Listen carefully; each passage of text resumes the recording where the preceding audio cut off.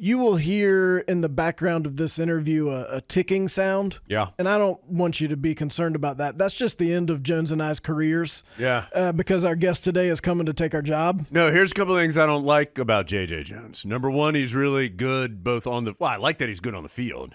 I don't like that he's so good off the field doing the exact thing that Adam and I do. I don't like that he has a competing podcast with Caleb Hood. Like, look, there can only be so many podcasts in this town, sir. Especially from finely tuned athletes. Yeah. We've already got one, Yeah, Jones right. and I. Let's go have a 40-yard dash right now. You and Caleb, alleged athletes coming in here trying to steal some thunder. So I guess thanks for coming by, but really we brought you here because we were going to try to get rid of you. Yeah. Hey, I mean, it is what it is, but thank you guys for letting me be on here today, honestly. Catch us up on J.J. Jones World as we head towards the season opener against Minnesota. Yeah, just being able to come off surgery I got in January. I had another hip surgery like I did last year. Just, missing another spring, which is kind of tough mentally. Just wanted to be out there with the guys. But coming back, being healthy now, being a leader in the wide receiver room, being a leader on the team, just excited for the season. And just, like I said, just really excited to get back out there. I've missed football. I was out for 5-6 months. So being able to get back out there and get conditioned and be able to work with the team is always great. This is the first time you've had to get adjusted to a new quarterback throwing you the ball. What's that been like during camp? It's definitely tougher because, you're going out there catching passes from Max. And a lot of people don't know is that a lefty throws it different. The way the ball comes in, it spins in a little bit like backwards. And I wouldn't say it's tougher, but like that's the first time I ever caught from a left-handed quarterback. And then you catch from him, and so you think you're adjusted to it, and then boom, we're going to put Connor in with the one. So now you got to catch from Connor. And then they're going to throw in Jacoby. So it's like just trying to be adjusted to all the different quarterbacks we have. They're all different. I mean, they all throw a good ball, but like I said, just trying to be adjust to all the different quarterbacks. It's been fun to see. It's been fun to see them all compete. So that's the best part, is having all of them compete for the starting job. And I feel like that's what we needed. We needed a true leader, and whoever wins that spot truly earned it. You talked about the injury. As somebody who's been, like, you've been a great athlete, at some point you realize you're a great athlete and you go out there and do it anytime you wanted. You've had some injuries at Carolina. Like, what have you learned about yourself, about kind of your relationship with football, and all those different things as you've tried to continue to be that awesome athlete, J.J. Jones, but you have had some setbacks that maybe you hadn't had to deal with before? Yeah, definitely. This is the first time in my football career where I've had legit injuries that have taken me months of recovery. So for me, I mean, my hips, I had left hip surgery last year and then right hip surgery this year, and it was just all genetics. So I really got to blame my parents on that one. Come on, Dad. Yeah, come on, Mom and Dad. Y'all gave me some bad hips. But just being able to learn how to adjust to coming back from injury mentally, physically, the rehab, and fixing the things I eat, not knowing before I didn't understand eating fried food isn't. I mean, I knew eating fried food wasn't good, but especially coming back from injury, it slows down, the recovery process. So there was a lot of things going into it where I didn't know that, there's a lot of different things that it's definitely hard. It's really hard having these injuries, but like I said, I'm used to it now. Like I did it last year. I missed all spring and then played this season. So I had kind of a jump start on this season of understanding what I needed to rehab, what I needed to focus on. So did you ever? And now it's a little different because you didn't necessarily miss season time, right? But did you ever think like, man, I'm done with this? Or did it get to that point or no? There was definitely a point, probably last year once I had the surgery. And then, it was just tough because we had Tez Walker come in. We had Nate McCullum come in. So the fact that, the coaches wanted in to bring another receiver kind of took a hit with me, just for the fact that they didn't fully believe and trust in the depth that we had in the receiver room. And then the fact that they come in the spring, I'm not out there. So Sure. Now they're out there making plays.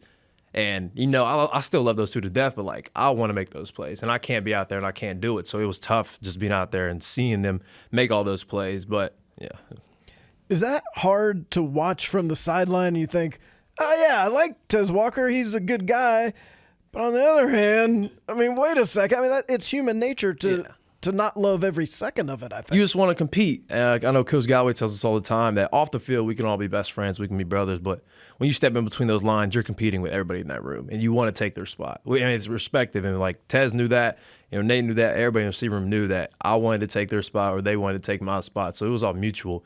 But yeah, it definitely is tough sitting on the sidelines and seeing, the guys that you want to compete with, they're making plays, and I physically can't make the plays because I'm hurt.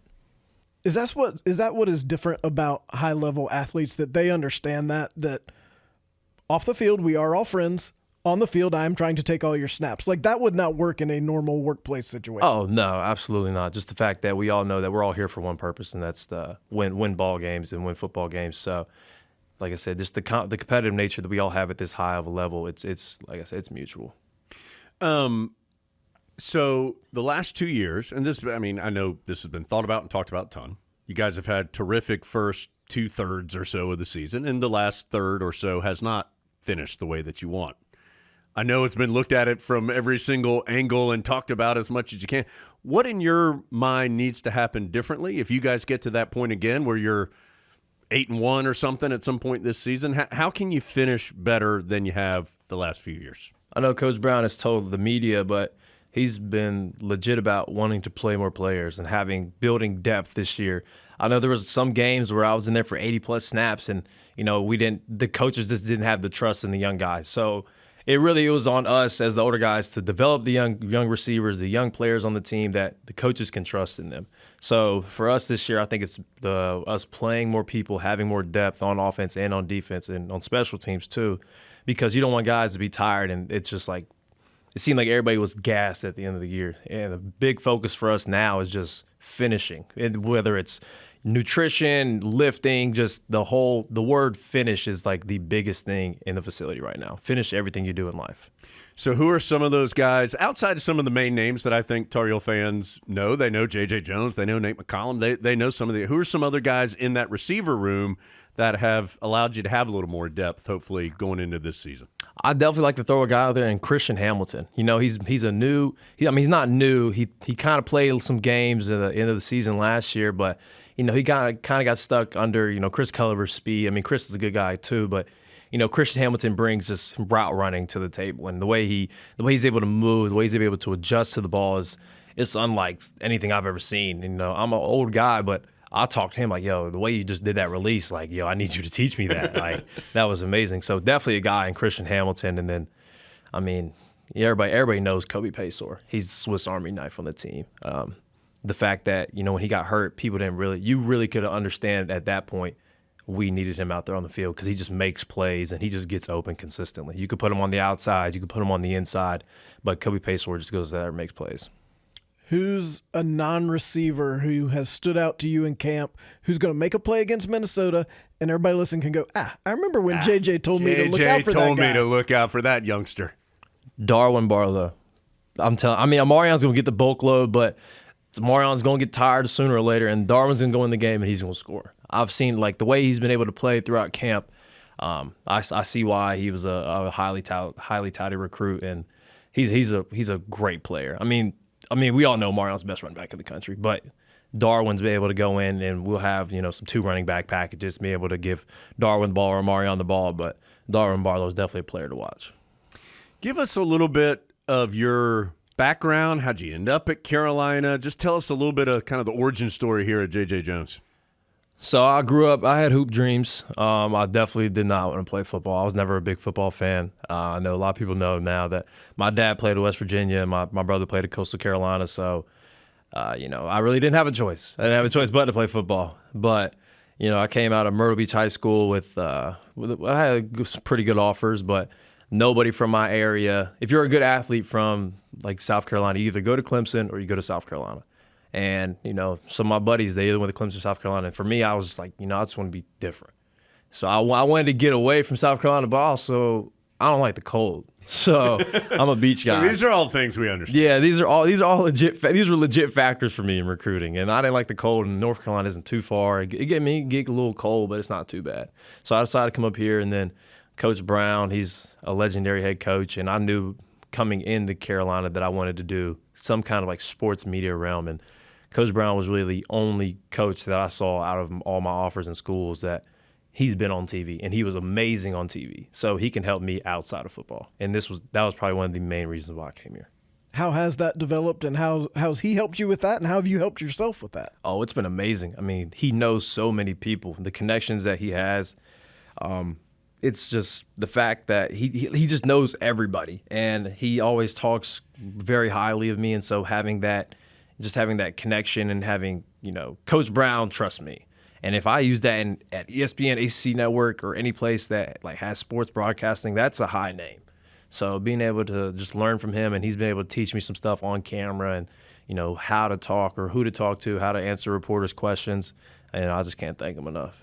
All right, give us some Mack Brown tips on media relations. Like, what's a J.J. Jones trick of the trade that when we hear somebody do, we'll be like, that's savvy right there?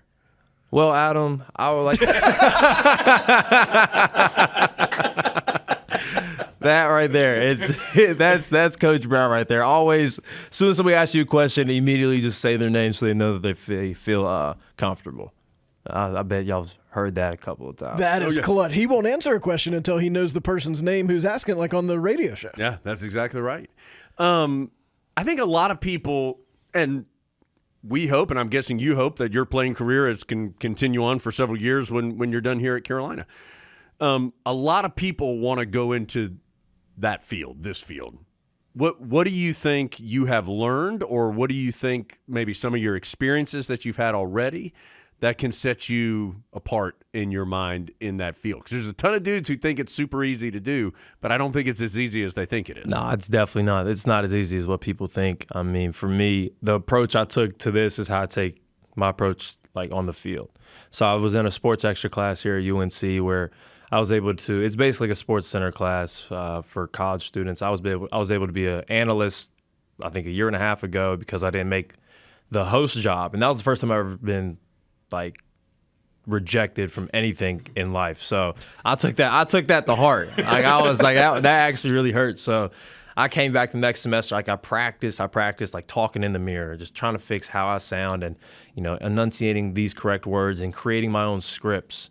Oh, that's another thing. Script writing. I didn't know anything about script writing at all, but now I understand like a little bit more.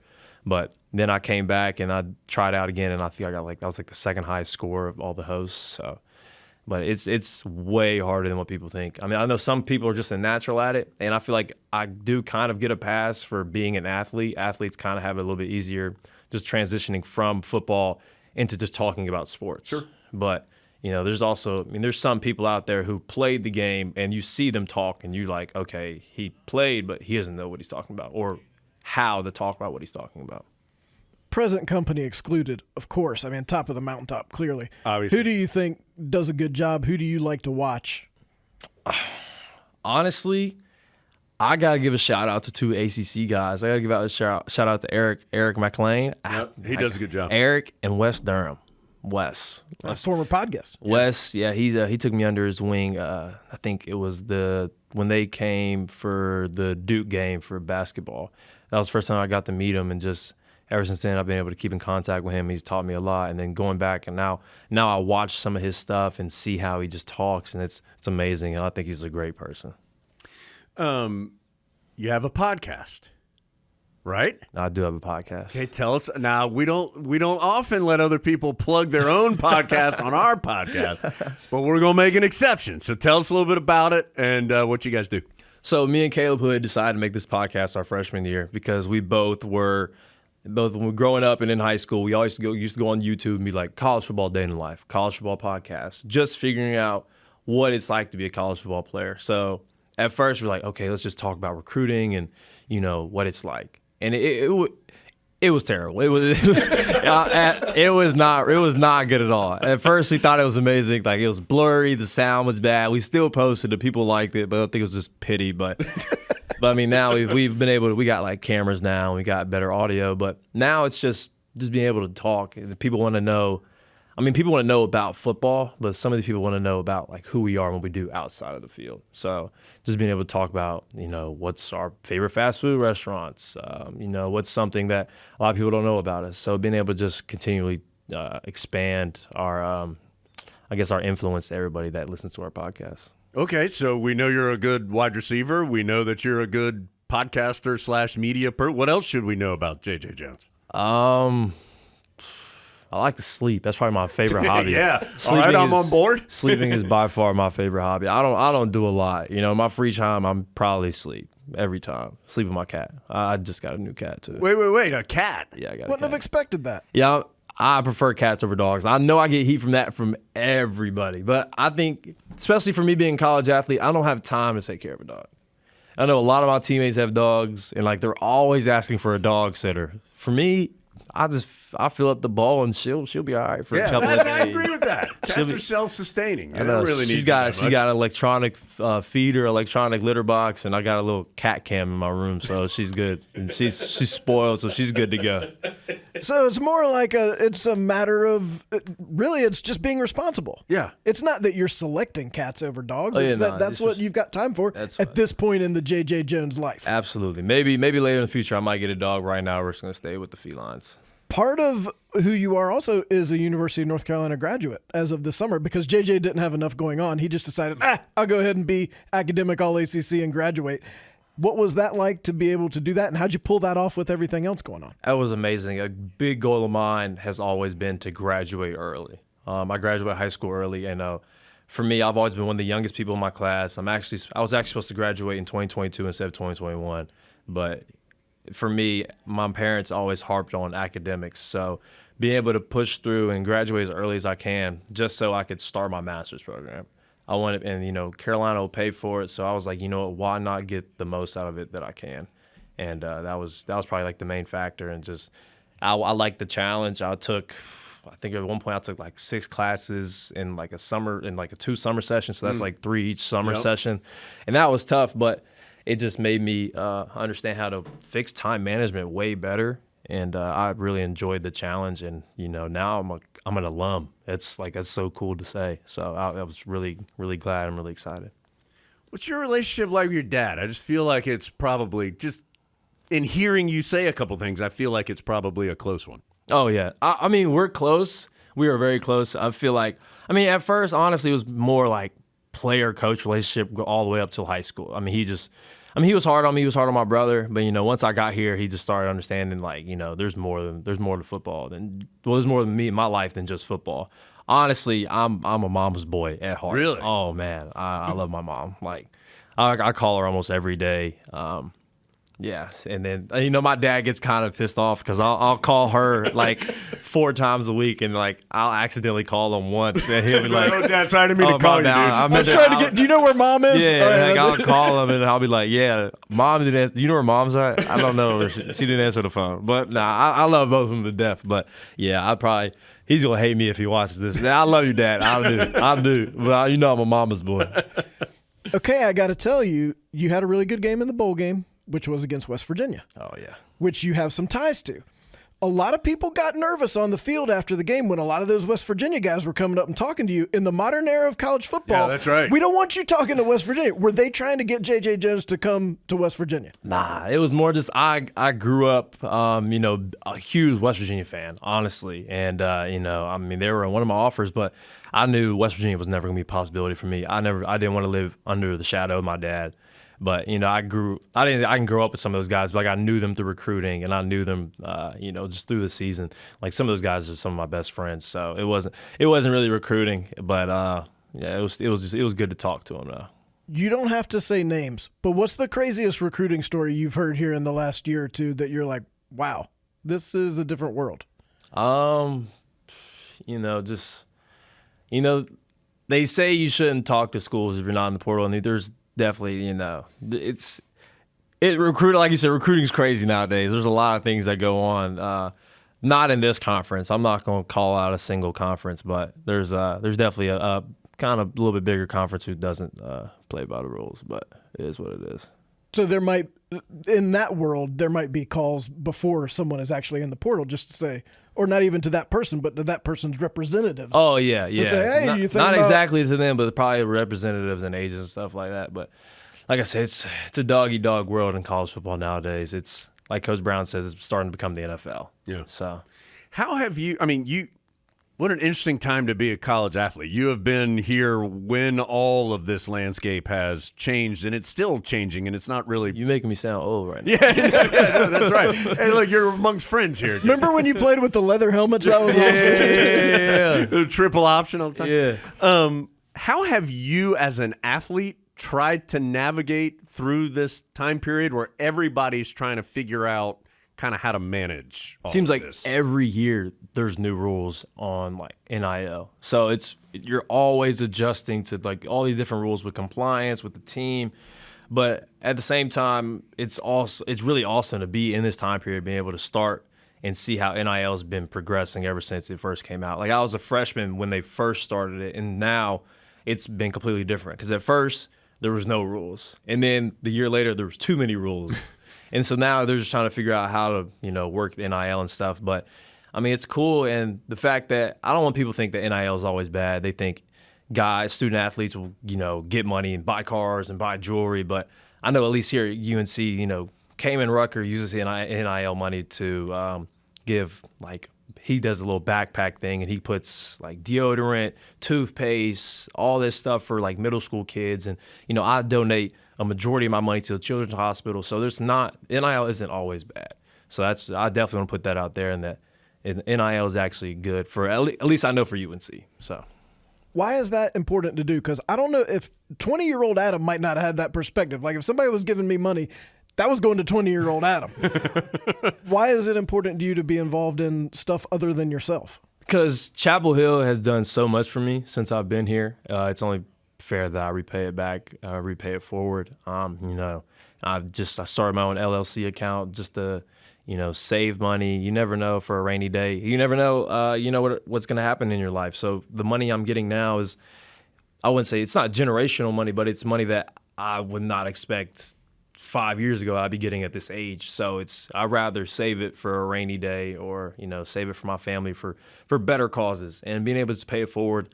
Like I said, this place has done so much for me, and it's only fair that I give back in some fashion. So we've talked about this with some other student athletes before. Like as you just exactly said, you are your own business, but business is only good if the field is good also. So how do you balance those two really big things? That's not something most people have to do. My mom, I'll never forget my mom. Love you, mama. My mama told me every time that ball is in the air, it's a check. That's what she told me. So she said, every time that ball's in the air, you going to catch it because that's another check in your bank account. And like ever since she said that, she told me that after my sophomore year, and I had probably 9-10 drops my sophomore year, it was a tough, painful year. And once she told me that, I was like, I ain't gonna drop this ball ever again. I want as much money as I can. So just being able to balance that, and no, it's not pay to play, but the more you produce, the better your image is, and then the way you can produce off that image. So it works out. Ultimate goal. What's the ultimate goal for after football, whenever that is? What's the ultimate goal for J.J. Jones? I mean, yeah, go to the NFL after I get done, work for ACC Network, work for ESPN, any network that'll take me, and then, just, I don't want to say live in a mansion because I don't know if I have mansion money, but live somewhere near the beach, and be a good husband, be a good father. Just live an ordinary life. I don't plan on getting into coaching my sons or coaching my son in football or basketball or whatever they do. Just being peaceful, just living life. But ACC Network's probably got J.J. Jones's cell phone number saved right now. They're ready for whenever that call needs to come. He's going to walk off the field after his last game, whenever that is. You're going to see West Durham run across the field and tackle him. J.J., hey, pal. All right, that's a legally binding contract, J.J.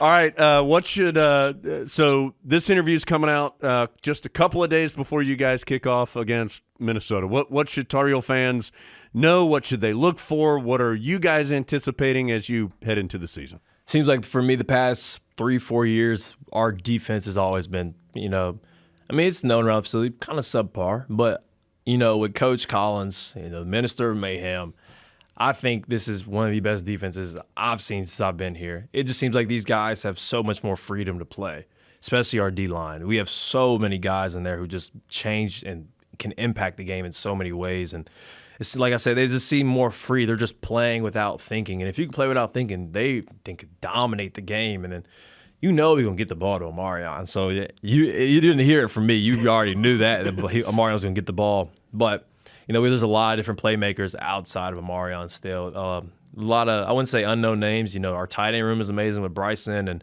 and John. And then, we got some young guys and Ryan Ward and Deems and Jake. So, like I said, there's a lot of playmakers around on the offense. So don't expect it to be just a one man show. You know, it seemed like when there was clutch time, everyone was like, all right, Drake, you got to make a play. Drake, you got to make a play.